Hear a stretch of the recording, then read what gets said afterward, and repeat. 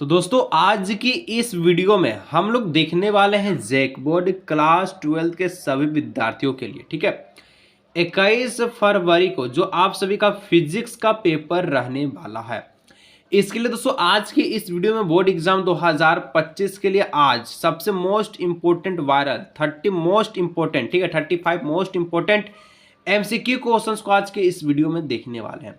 और ये जो 35 जो क्वेश्चंस आप लोग देखेंगे एमसीक्यू क्वेश्चंस, जो कि सबसे मोस्ट इंपोर्टेंट रहने वाला, सबसे महत्वपूर्ण, ये दोस्तों जे का खुद का ऑफिशियल, खुद का ओरिजिनल क्वेश्चंस रहने वाला है।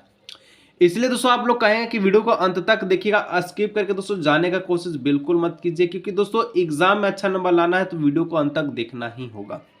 क्योंकि आज जितना जो क्वेश्चंस हम आपको बताने वाले हैं जे का खुद का ओरिजिनल, खुद का ऑफिशियल क्वेश्चंस है, और यहाँ से दोस्तों आपके एग्जाम में क्वेश्चंस 100% आएगा ही आएगा। तो वीडियो को अंत तक देखिए, स्किप करके जाइएगा तो दोस्तों इसमें आपका घाटा होने वाला है। और अगर आप लोग अंत तक देख के जाते हैं तो एग्जामिनर में दोस्तों एग्जाम में सबसे अच्छा नंबर आप ही का आएगा। देखिएगा, सबसे पहला प्रश्न आपसे पूछा जा रहा है, dimension formula of epsilon naught is. Epsilon not का बीमीय सूत्र है। क्यों नहीं, क्या आपको पता है कि नहीं एप्सिलॉन नॉट होता क्या है? सर जी एप्सिलॉन नॉट हमको पता है, जिसका मान भी हमको पता है, कितना होता है 8.854 10 टू द पावर -12। ठीक है, ये आपका एप्सिलॉन का क्या होता है, मान होता है, वैल्यू होता है। ठीक है, यदि इसके डायमेंशन फॉर्मूला की बात की जाए तो सबसे पहले आपको ज्ञात होना चाहिए, क्या ज्ञात होना चाहिए सर? तो सर जी डायमेंशन फॉर्मूला से पहले एप्सिलॉन नॉट का आप सभी का एसआई यूनिट ज्ञात होना चाहिए, जिसका होता है coulomb square newton metre square. होता है कि नहीं? 100% होता है सर। अब आगे बढ़िए, और एप्सिलॉन नॉट का जो बीमीय सूत्र होता है, डायमेंशन फॉर्मूला होता है m इनवर्स l का -3 t का पावर 4 और a का square. This is the correct answer. Question number 2 is the 1। कोई दिक्कत है? कोई दिक्कत नहीं। आगे बढ़े वीडियो में, बढ़िए सर। कितना नंबर आंसर होगा? ऑप्शन नंबर 2 होगा। अब देखिए 2 number questions. According to Gauss law electrostatic is. Gauss के इलेक्ट्रोस्टैटिक्स के नियम के अनुसार, देखिए सभी लोग जानते हैं, क्या जानते हैं कि गॉस का एक नियम था जिसमें बोला गया था कि जो आपका फाई ई जो होता है, ठीक है, फाई ई जो किसके बराबर होता है, तो क्यू वाई एप्सिलॉन नॉट के बराबर होता है। Q Y epsilon naught, Q क्या है, तो हमारे पास चार्ज है, और एप्सिलॉन आपको पता ही है क्या है। ठीक है, तो यहाँ पर जो 2 का जो करेक्ट आंसर है, ये ऑप्शन नंबर 2 हो जाएगा। Phi is equal to Q by epsilon naught is the correct answer. क्या होगा? गॉस के इलेक्ट्रोस्टैटिक्स नियम के अनुसार जो सूत्र निकलता है यही होता है। देखिए अगर आप लोग नेक्स्ट क्वेश्चन देखिएगा 3 number, the number of electron, ठीक है, for 2 Coulomb's of charges. 2 coulomb आवेश के लिए इलेक्ट्रॉनों की संख्या कितनी होगी? सबसे पहले तो Q का मान दिया गया है 2 कूलम्ब्स, ठीक है, और एक चीज आप लोग याद रखिए, Q इक्वल टू होता है Na, ये सूत्र होता है। ठीक है, आप लोग याद रखिएगा। तो A का जो दोस्तों आपको वैल्यू होता है, 1 इलेक्ट्रॉन पर जो चार्ज होता है 1.6 × 10 का पावर -19 कूलम्ब। ठीक है, ये होता है। और आपसे N का वैल्यू पूछा है, N इक्वल टू क्या होगा, तो N बराबर जो फॉर्मूला बैठेगा वो आप सभी का Q/E बैठेगा। ठीक है, Q का मान इतना है, E का मान इतना है, और N का वैल्यू आपको निकालना है।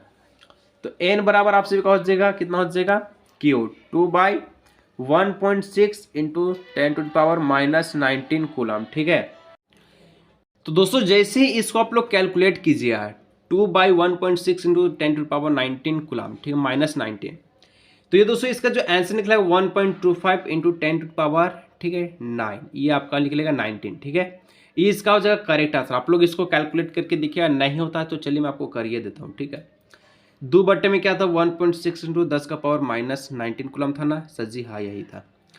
तो देखिए 2 को दोस्तों 16 को, ठीक है, 1.6 आपको 2 को डिवाइड देना है। ठीक है, 1.6 आपको क्या करना है, 2 को डिवाइड देना है।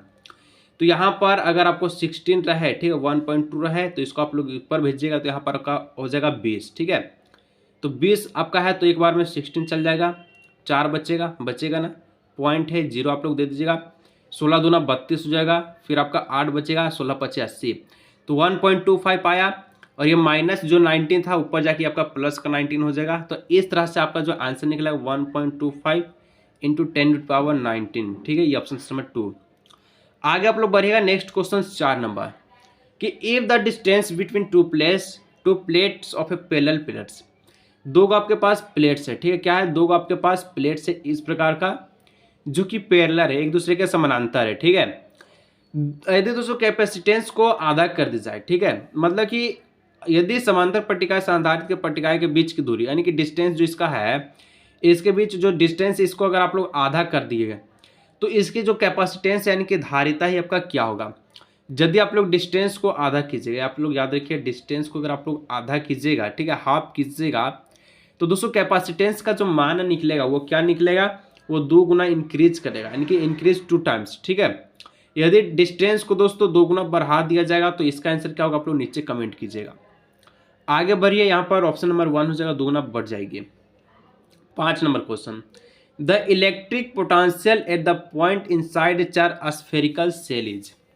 किसी आवश्यक गोलीय कवच के अंतर विद्युत विभव का मान क्या होता है। तो देखिए मैं आपको एक डेरिवेशन को भी बताया था, जिसमें कि यहाँ पर अगर आप लोगों के अंदर का विभव का मान पूछे, ठीक है, अंदर विभव का मान पूछे, ठीक है, अगर आपसे, तो बोले कि अंदर में जो पोटेंशियल जो होता है आपका, ये आपका कितना होता है, 0 होता है, 0, ठीक है, कितना होता है, 0 होता है। अगर इसके पॉइंट पर बात की जाए तो पॉइंट पर आपका कितना होगा वो आपको बताना है, तो 1/4 pi epsilon naught q by R square, ठीक है, ये पॉइंट पर होता है। और अंदर की बात की जाए तो 0 होगा, ऑप्शन नंबर 1 हो जाएगा 0। नेक्स्ट क्वेश्चन दोस्तों 6 नंबर देखिए, the electric field and potential of the electric dipoles very with distance of. किसी विद्युत द्विध्रुव के कारण, ठीक है, विद्युत क्षेत्र विभव दूरी के साथ किस प्रकार से परिवर्तित होगा। तो हम लोग जानते हैं जो क्या होगा कि जो आर का जो क्यूब होगा और एक अगर आपका और हो जाएगा तो आर का स्क्वायर हो जाएगा, ठीक है, यानी option number 4 is the correct answer. Next बढ़िए आप लोग 7th नंबर क्वेश्चन। तो 7 नंबर दोस्तों क्वेश्चन कहता है Kirchhoff's rule rules is the direct consequence of the law of the conversion. देखिए कन्वेंशन, ठीक है, आप लोग को पता है किरचॉफ का जो पास नियम है, किरचॉफ का 2 नियम था, एक आपका जंक्शन वाला और एक आपका लूप वाला। तो जंक्शन वाला दोस्तों आप सभी का ये चार्ज पर डिपेंड करता है, और लूप वाला जो है आप सभी का एनर्जी पे डिपेंड करता है। तो लूप वाला पूछा तो ये एनर्जी पे हो जाएगा, यानी कि पास नियम जो इसका हो जाएगा आपका ऊर्जा का संरक्षण होगा, और अगर आपका संधि नियम पूछता तो आपका आवेश का होता है, ठीक है। चलिए 8 नंबर देखिए पूछा है, ए charge particles has drift velocity, इस प्रकार से है, इलेक्ट्रिक फील्ड इतना है तो मोबिलिटी का मान कितना होगा। यदि दोस्तों विद्युत क्षेत्र का मान इतना है और ठीक है उसमें आवेशित अपवाह वेग इतना है तो कण का गतिशीलता का मान कितना होगा। तो देखिए आपको पता है कि मोबिलिटी निकालने के लिए जो सूत्र होता है mu is equal to VD upon E. VD क्या है यहाँ पर, तो यह आप सभी का VD आपका ड्रिफ्ट वेलोसिटी है, ठीक है, और ये क्या है तो आपका इलेक्ट्रिक फील्ड है।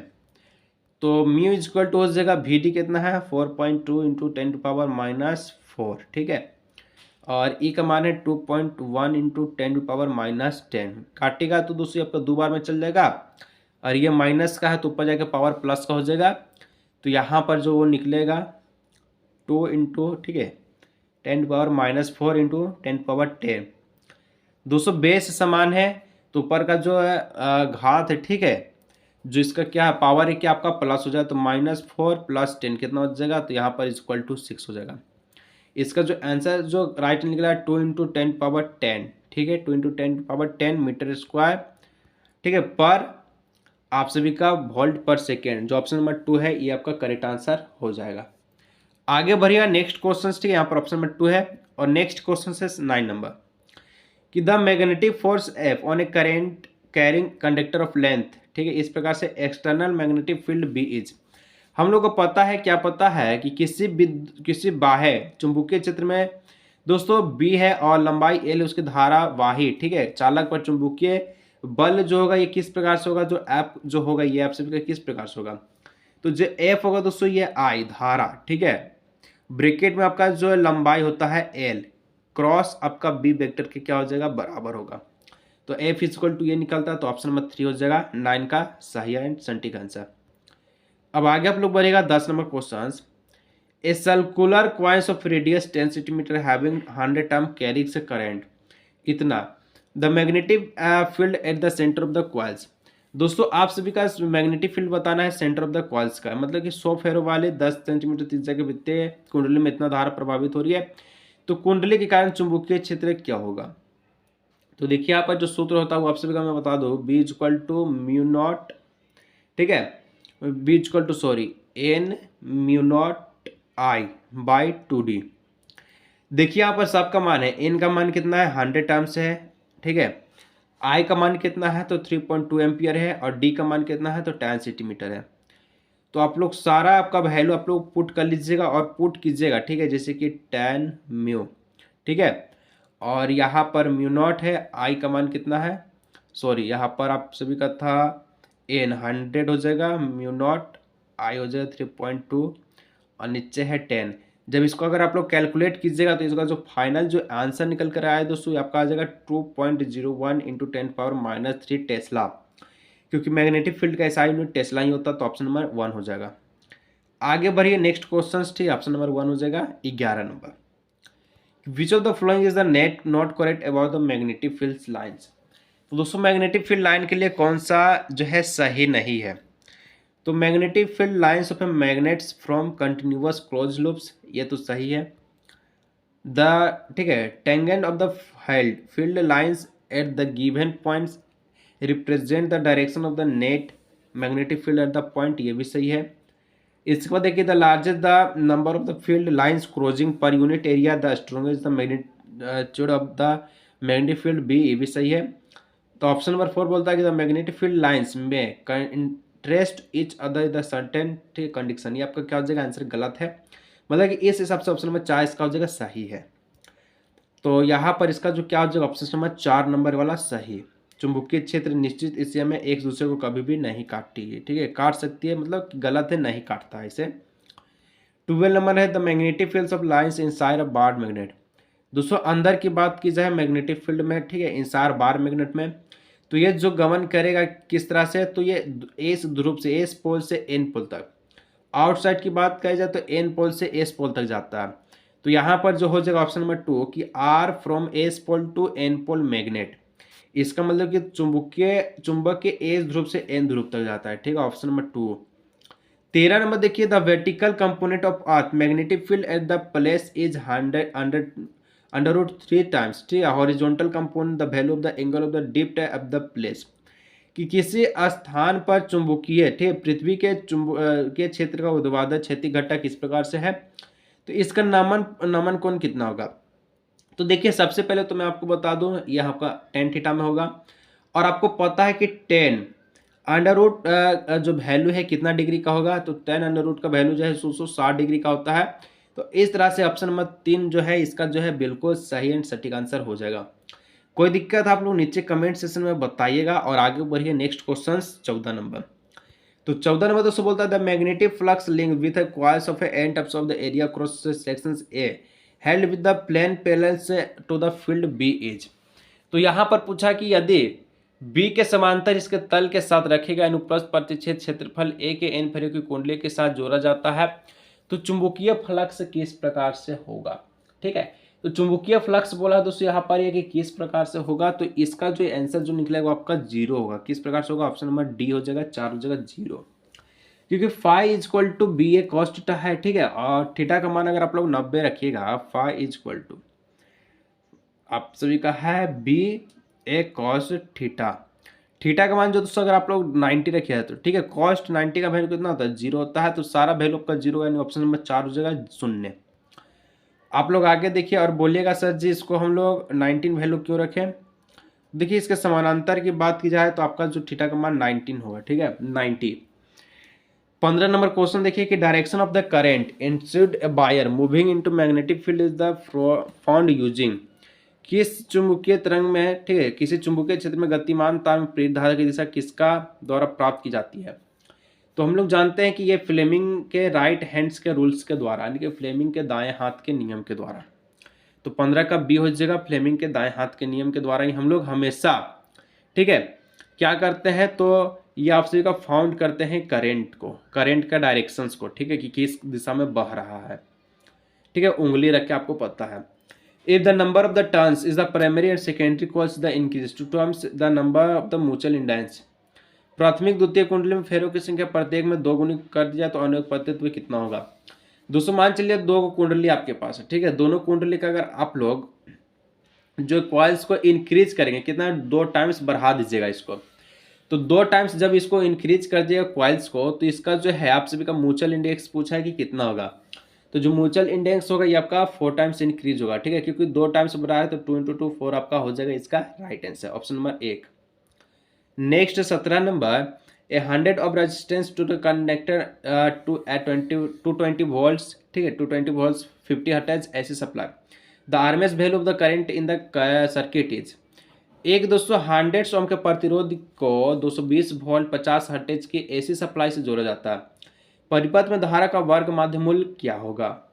तो देखिए वर्ग माध्य मूल्य आरएमएस का वैल्यू निकालने के लिए आपको पता होना चाहिए कि इसका जो सूत्र होता है आपका क्या होता है। तो R M S equal to आपका देखिए जो कितना वोल्ट दिया गया 220 वोल्ट दिया गया है, और बट्टे में रेजिस्टेंस कितना होगा 100 ओम है, तो इसको आप लोग डिवाइड दीजिएगा 2.2 इसका जो करेक्ट आंसर होगा। जो यहाँ पर आपका करंट निकलेगा आई जो आपका निकलेगा आई आर एम एस का वैल्यू, ठीक है, ठीक है, आई आर एम एस का जो वैल्यू निकलेगा वो कितना निकलेगा, वो आप सभी का निकलेगा 2.2 एम्पियर निकलेगा। तो ऑप्शन नंबर 3 इसका करेक्ट आंसर हो जाएगा 3।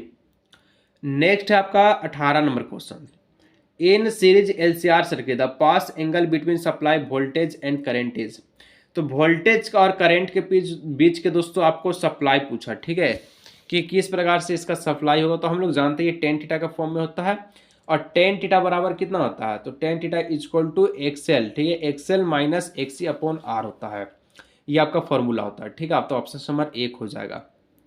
इसके बाद अगर आप लोग देखिए 19 number question, which of the followings electromagnetic wave greatest frequency, निम्नलिखित में से किस विद्युत तरंग की आवृत्ति सबसे ज़्यादा है। तो विद्युत तरंग की सबसे ज़्यादा आवृत्ति की फ्रीक्वेंसी की बात की जाए तो ये दोस्तों गामा किरण का होता है, ठीक है, गामा किरण का। तो यहाँ पर ऑप्शन नंबर 4 हो जाएगा गामा रेंज, ठीक है। चलिए 20 नंबर है कि dash is used for photography info, कोहरे में फोटोग्राफी के लिए प्रयुक्त की जाती है। तो कोहरे में फोटोग्राफ के लिए हमेशा आप लोग प्रयुक्त करेंगे किसको, तो हम लोग करते हैं इंफ्रारेड को, इंफ्रा बोले तो अवरक्त किरण को, ठीक है, इंफ्रारे को हम लोग प्रयुक्त करते हैं फोटोग्राफी के लिए फॉग में, ठीक है। देखिएगा फॉग होता है तो कुछ आसपास दिखता है कुछ नहीं दिखता है, तो हम लोग उसके लिए हम लोग इंफ्रारेड का प्रयोग करते हैं ताकि आगे वाला चीज़ हम लोग देख सकें। तो 20 का जो ऑप्शन नंबर 2 हो जाएगा। अब आप लोग आगे देखिए नेक्स्ट क्वेश्चन 21 नंबर कि virtual image larger than object is form है, वस्तु से बड़ा आभासी प्रतिबिंब कौन बना, वस्तु से बड़ा होना चाहिए, ठीक है, जो वस्तु है इससे आपका क्या होना चाहिए, बड़ा होना चाहिए और आभासी होना चाहिए। तो वस्तु से बड़ा आभासी प्रतिबिंब हमेशा कौन बनाता है, तो ये आप सभी का अवतल दर्पण बनाता है, क्योंकि यही बना सकता है कनकेव मिरर, ठीक है, जो दाढ़ी वाढ़ी बनाते हैं ना अवतल दर्पण वो आपका बनाता है। इसके बाद देखिए नेक्स्ट है आपका, क्योंकि जनरली यह आपको दर्पण दाढ़ी बाल जहाँ बनाते हैं सैलून में दिखता है, और समतल दर्पण घर में दिखता है, ठीक है, और उत्तल दर्पण गाड़ी के हेडलाइट मिरर में, ठीक है, सामने वाला। 22 number the image form by simple microscopy, एक सरल सूक्ष्मदर्शी द्वारा बना प्रतिबिंब कितना होगा। तो सरल सूक्ष्मदर्शी के द्वारा दोस्तों जैसे आप लोग इमेज को क्रिएट कीजिएगा, ठीक है, तो अभिदृश्यक और आप सभी का नेत्रिक लेंस के द्वारा इसका जो है इमेज जो बनेगा ये कैसा बनता है, तो आपका हमेशा इमेजिनरी और इरेक्ट बनेगा, काल्पनिक और सीधा बनेगा। 23 नंबर क्वेश्चन देखिए, with increase in wavelength the value of the reflective index, तरंग दैर्ध्य में वृद्धि के साथ अपवर्तनांक का मान कितना होगा। तो जैसे तरंग दैर्ध्य अगर बढ़ेगा तो दोस्तों अपवर्तनांक का मान घटेगा, ठीक है, यानी कि एक दूसरे की क्या है, तो व्युत्क्रमानुपाती है, ठीक है, ऑप्शन नंबर 2 जगह घटेगा, एक दूसरे के विपरीत होता है। 24 number the concept of the secondary wavelength was given by, द्वितीय तरंगाओं की अवधारणा कौन दिया था। हम लोग हमेशा पढ़े हैं और इसका डेरिवेशन आपसे पूछेगा रिफ्लेक्शन के लिए और रिफ्लेक्टिव के लिए, ठीक है। तो हाइगेंस के ठीक है, जो आपका इक्वेशंस के आधार पर आपको बताना है। तो यानी कि इसका जो है वेवलेंथ जो दिया था द्वितीय तरंगाओं के लिए, सेकेंडरी का वेवलेंथ के लिए हाइगेंस दिया था, हाइगेंस ऑप्शन नंबर 3। 25 नंबर देखिए कि टू वेव्स है, दो आपके पास तरंग है, whose intensity are in ratio, इस प्रकार से है produce interference, the ratio of the maximum the minimum intensity will be. दो तरंग जिनकी आवृत्ति दोस्तों तीव्रताओं का अनुपात कितना व्यक्तिकरण उत्पन्न करेगी, तो अधिकतम तथा न्यूनतम तीव्रताओं का अनुपात कितना होगा। अधिकतम और न्यूनतम पूछा, सबसे पहले तो I1 का जो वैल्यू है वो आप सभी का 9 है, और I2 का वैल्यू है वो आप सभी का 1 है, आप लोग याद रखिएगा, ठीक है। फॉर्मूला जो होता है I max maximum is equal to I maximum, ठीक है, अनुपात पूछा यानी कि, और बट्टे में आपसे हो जाएगा I minimum. I minimum value जो होता है दोस्तों इसका √I1 plus √I2 by √I1 minus √I2 का क्या होता है, होल स्क्वायर होता है। I1 कितना है 9 है, I2 कितना है 1 है। I1 कितना है 9, I2 कितना है 1, और इसका आप लोग को होल स्क्वायर करना है, ये अंडर रूट में है। तो जैसी वैल्यू आप लोग रखिएगा तो रखिए √9 प्लस 1, √9 माइनस 1 होल स्क्वायर। √9 को दोस्तों अगर आप लोग बाहर निकालिएगा तो 3 आएगा, और नीचे में आपका 3 आएगा, ऊपर 1 का 1 हो जाएगा और माइनस का 1 हो जाएगा, ठीक है, इसका स्क्वायर। तो 3 1 4 हो जाएगा, और 3 में से 1 गया 2 हो जाएगा, तो 4/2 हो जाएगा, इसका होल स्क्वायर हो जाएगा। तो 4 चौके कितना हो जाएगा 16 हो जाएगा, और 2 दूना हो जाएगा 4, काटेगा तो 4 चौके 16 अनुपात यानी कि 4:1, इसका जो है आंसर निकल करके आएगा ऑप्शन नंबर 3, ठीक है, 4:1। आप लोग इसको दोस्तों बना करके भी एक बार आप लोग देख सकते हैं, जो आंसर इसी प्रकार से आएगा। इसका तो आप लोग देखिए 26 number question, A ray of the light in incident of the glass plates at the angles of the 60 degree, ठीक है, if the reflected rays the mutual perpendicular then the reflective index of the material is. कांच की एक पट्टिकाएं का प्रकाश 260 degree कोण पर आपतित है, यदि परिवर्तित अपवर्तित किरणें परस्पर लंबे तो पदार्थ का अपवर्तनांक कितना होगा। देखिए हम लोग उसमें क्या बोले थे कि 10√, था तो 10√, का वैल्यू कितना था तो 60 था। तो इनमें 10/60 में कितना होता है, 10/60 में किसका वैल्यू होगा, तो 10/60 का वैल्यू √3 होता है, तो सीधा बोलिए √3 होता है ऑप्शन नंबर 2, ठीक है, ज़्यादा किचकिच करने की जरूरत नहीं, option number 2 is the correct answer. अब आगे आप लोग बढ़िएगा नेक्स्ट क्वेश्चन 27। तो 27 में दोस्तों आपसे कहता है कि which of the flowing metals has maximum work function, निम्नलिखित में से किस धातु का न्यूनतम कार्यफलन होगा। न्यूनतम कार्यफलन किसका होगा, सबसे न्यूनतम कार्यफलन, ठीक है। तो न्यूनतम की बात की जाए और कार्यफलन की बात की जाए तो दोस्तों ये आपका होता है, किसका होगा, आयरन है, बेरियम है, कॉपर है, सोडियम है, आयरन बेरियम कॉपर सोडियम, ठीक है। तो यहाँ पर जो है, ठीक है, 27 का जो है करेक्ट आंसर है आपसे भी सोडियम हो जाएगा ऑप्शन नंबर 4। इसके बाद दोस्तों next question 28 number, the ratio of de Broglie wavelength associated with 2 electrons acylated with 25 volt and 36 volt, इतना द्वारा त्वरित 2 इलेक्ट्रॉन से संबंधित डी ब्रोगली तरंगों का अनुपात होगा। तो देखिए बहुत ही सिंपल सा क्वेश्चन, आपको करना क्या है ना कि जो 36 वोल्ट है इसको ऊपर रखिए, 25 वोल्ट है इसको नीचे रखिए, और इसका आप लोग क्या कर दीजिए √ कर दीजिए, ठीक है। 36 का कीजिएगा तो 6 आएगा, 25 का कीजिएगा तो 5 आएगा, ठीक है, 36 का 6 और 25 का 5, ऑप्शन नंबर 4 करेक्ट आंसर। आगे बढ़िए 29 नंबर, ठीक है। The Bohr's model of atom, Bohr's के परमाणु मॉडल क्या बोलता है, तो बोल्स का जो परमाणु मॉडल्स बोलता है कि assume that the angular moment of the electron is the quantized. इसका कहने का मतलब है कि बोल्स का जो मॉडल बोलता है कि मानते हैं कि इलेक्ट्रॉन का कोणीय संवेग क्या होता है, क्वांटीकृत होती है, ऑप्शन नंबर 1। अब 30 नंबर देखिएगा कि SI unit of Rydberg constants are, Rydberg constant नियतांक का एसआई यूनिट क्या होगा, तो रीडरबर्ग बोले सर सी एम इनवर्स किसका एसआई यूनिट है, रीडरबर्ग का, ठीक है, रीडरबर्ग का, ऑप्शन नंबर 3।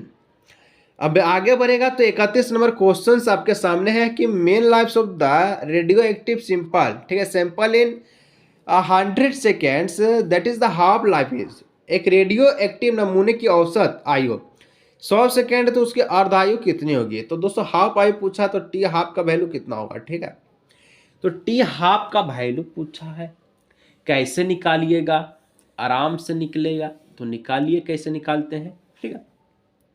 तो टी हाफ का वैल्यू पूछा है, जब दोस्तों 100 सेकेंड दिया गया है टी हाफ का मान, तो इसके लिए हम लोग जानते हैं इसका वैल्यू था 0.693 अपॉन में के अपॉन या आर लिखे, ठीक है, और इसका वैल्यू आपका कितना है 100 है। तो दोस्तों क्रॉस मल्टीप्लीकेशन कीजिएगा तो 60.93 और नीचे आपका हो जाएगा 100, ठीक है, होगा कि नहीं होगा, इसका मान आपका 100, इसको हटाइए और 100 लिखिए, तो 100 क्या होगा, और इधर ये तो के इक्वल टू क्या होगा, ये ऊपर का ऊपर हो जाएगा और ये नीचे का चल जाएगा नीचे। अब इसको तो सब लोग आप लोग कीजिए, तो यहाँ से पॉइंट के को काटेगा, तो पॉइंट आपका काटेगा 2 को पॉइंट काटेगा, 2 को पॉइंट काटेगा तो 3969, ठीक है, 69.3 second is the correct answer, question number 3। ठीक है, आगे बढ़ेगा नेक्स्ट क्वेश्चन 32 नंबर।